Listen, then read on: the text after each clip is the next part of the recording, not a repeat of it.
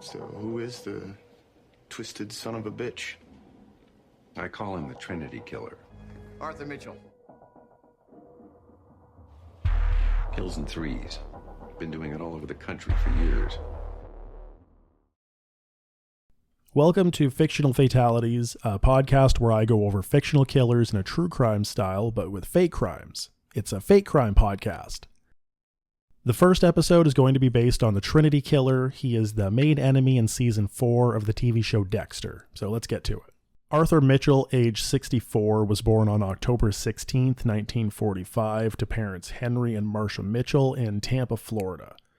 He had one sister named Vera. Growing up, Arthur lived in a 2-story house in Tampa for most of his youth until one day in 1959, a tragic event changed Arthur's life forever. At age 10 years old, Arthur was standing in the doorway to the family bathroom, watching his sister Vera, who was 16 at the time, taking a shower. When Vera saw Arthur in the mirror watching her, she panicked and slipped, shattering the glass sliding doors to the shower, and when this happened, a large piece of glass sliced her leg, hitting an artery, and she bled out right there in front of Arthur. The death of Vera hit the Mitchell family hard. They couldn't live in the house where Vera died for long, and they decided to pack up and move to Miami for a new start. His mother, Marcia, who was growing increasingly depressed after the death of her daughter, committed suicide by jumping off of a bridge in 1960. With Vera and Marcia gone, Arthur was stuck alone in the house with his alcoholic father, Henry, who was physically and verbally abusive. A few years later, in 1964, Henry was found bludgeoned to death in an alley near a local bar. It was presumed at the time that Arthur killed Henry, but nothing could be proven. These experiences at such a young age would be the base for what would later become the Trinity killer as we know him. After this, Arthur spent the next years of his life in college, and after graduating, he worked as a high school teacher. During this time, Arthur met Lorraine Hill, and together they had a daughter, Christine Hill. Not much is known about his relationship with Lorraine or Christine, but after his relationship with Lorraine ended, Arthur wasn't a big part of Christine's life and only saw her on holidays and on her birthday. Arthur later married Sally, and they had 2 children named Jonah and Rebecca. Arthur, aka the Trinity Killer, is known to have killed in cycles. Although named the Trinity Killer because it was thought there were only 3 victims in each series of kill cycles, there was actually a 4th victim that was not found until later on. The 4 victims represented the 4 victims in Arthur's life. That was himself, his mother, his father, and of course his sister Vera. At some point in his life, Arthur joined a group called 4 Walls, 1 Heart, which builds homes across the country kind of like Habitat for Humanity does. When Arthur became the Trinity Killer, he used this as an alibi for his kill cycles.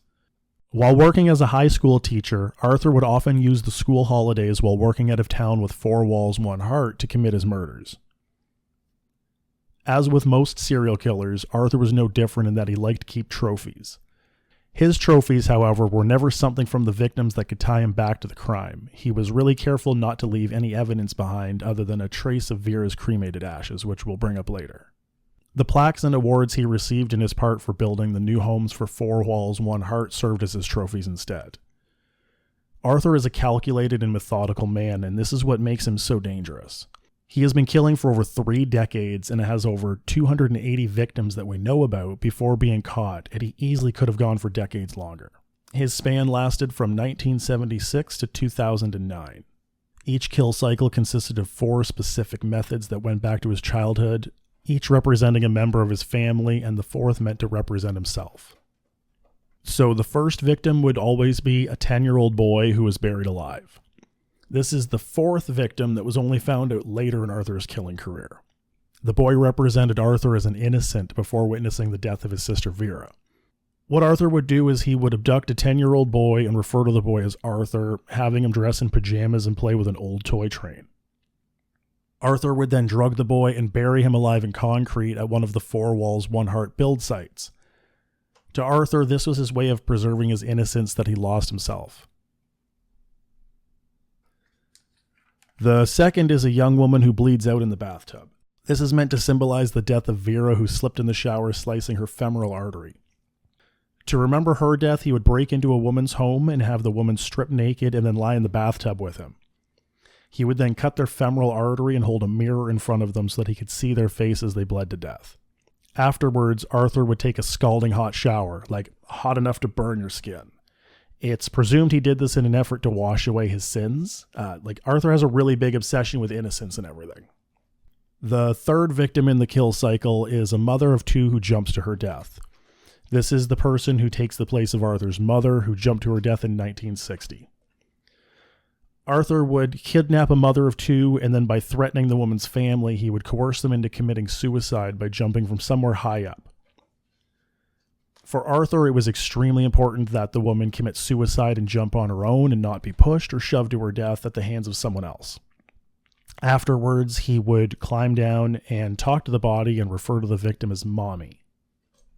The fourth and final victim is the father of two who is bludgeoned.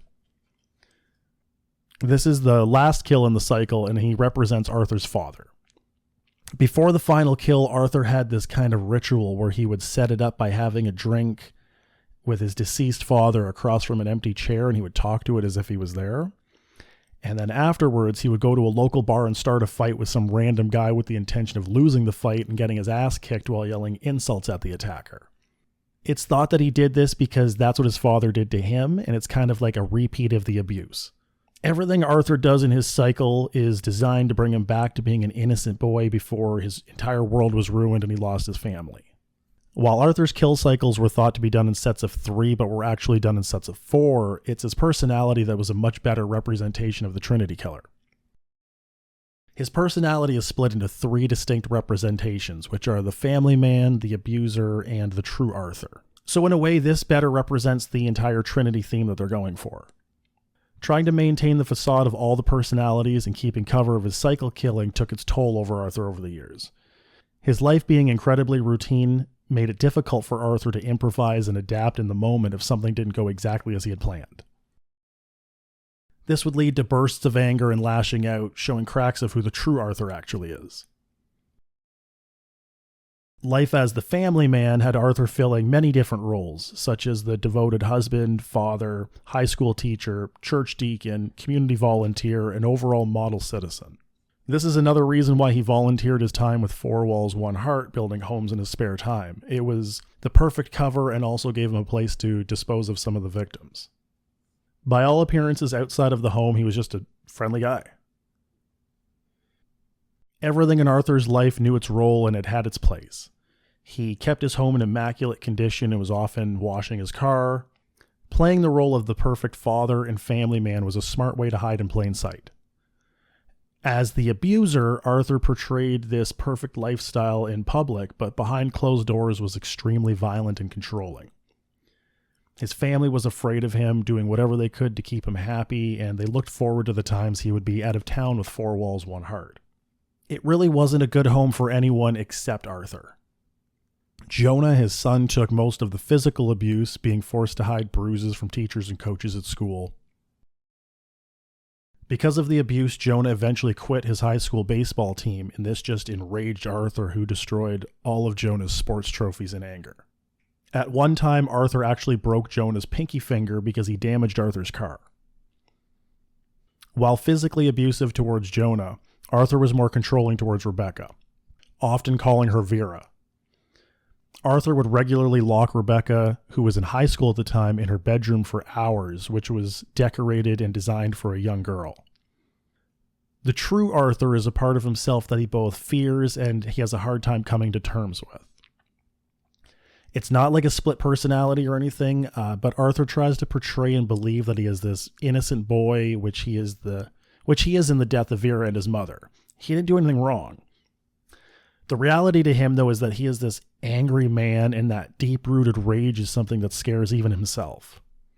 Arthur would refer to the dark side of himself as the demon. He hated the demon and said that he didn't enjoy the killing. It was like it was something that had to be done and not something he wanted to do.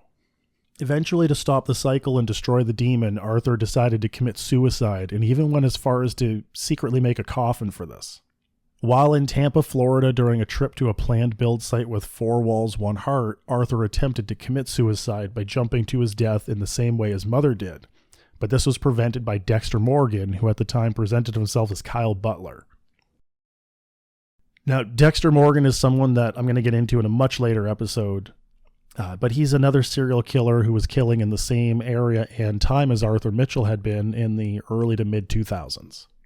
We can't get into all of the Trinity killer's victims as there are just too many to go over with over 280 deaths, and we don't even know the full amount from the 3 decades of kill cycles ranging from the mid-1970s to the late 2000s. But we can go into some of Arthur's last confirmed kills. This was his final completed kill cycle. Lisa Bell. Lisa Bell, who was approximately 20 years old at the time, is the first known victim of the most recent cycle. In the dark of night, Arthur breaks into Lisa Bell's home.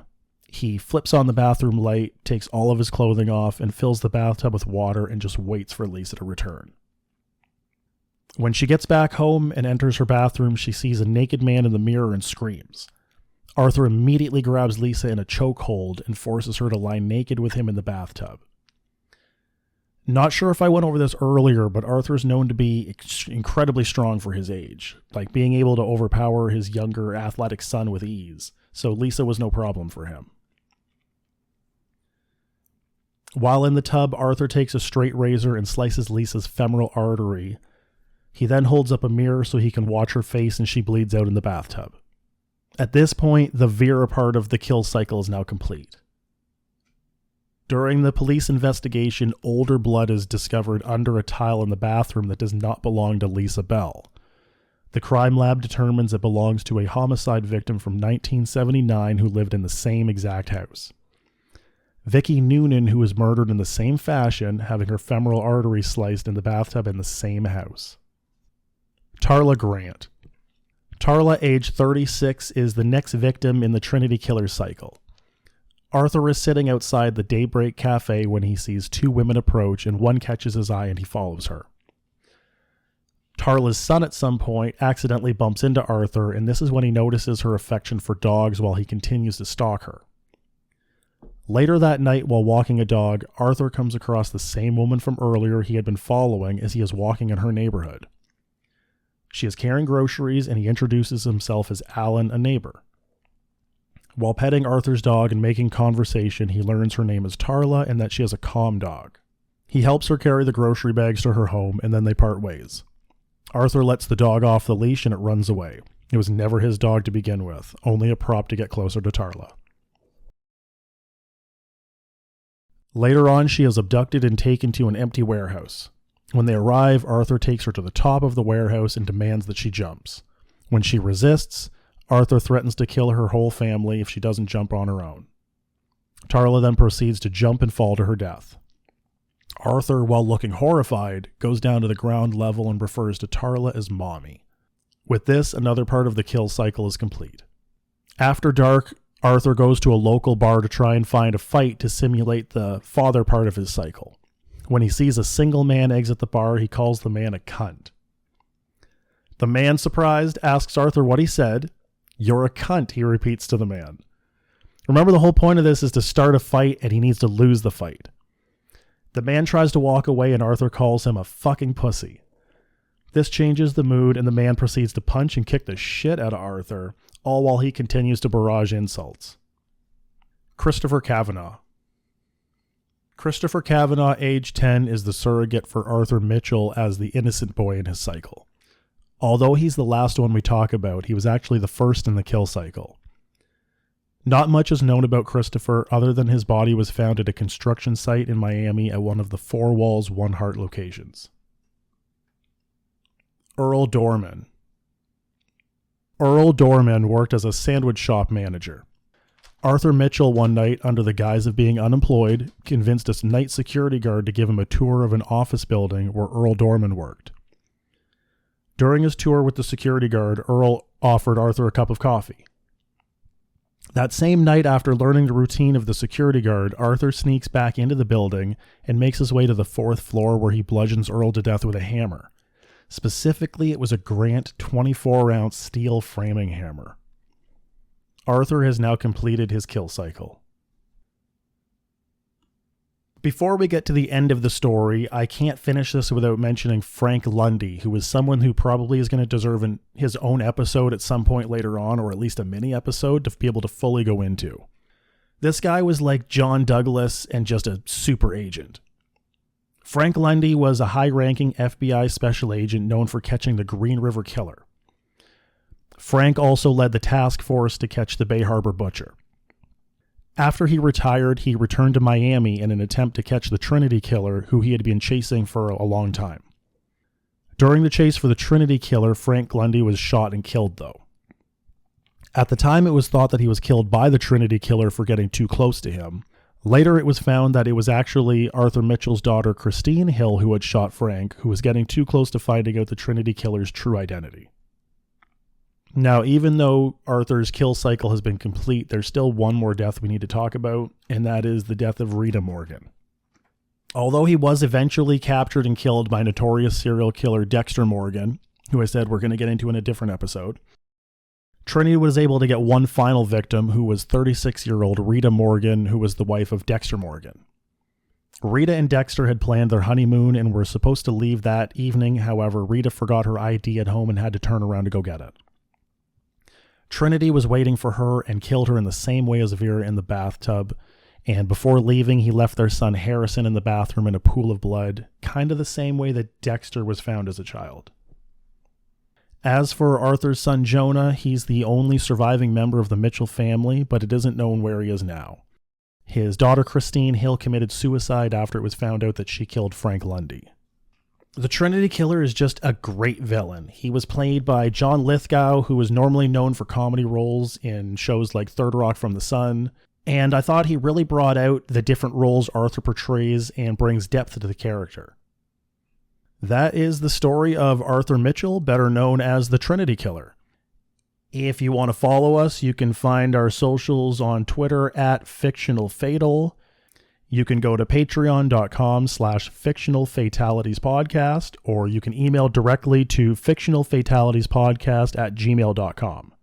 Thank you so much for listening.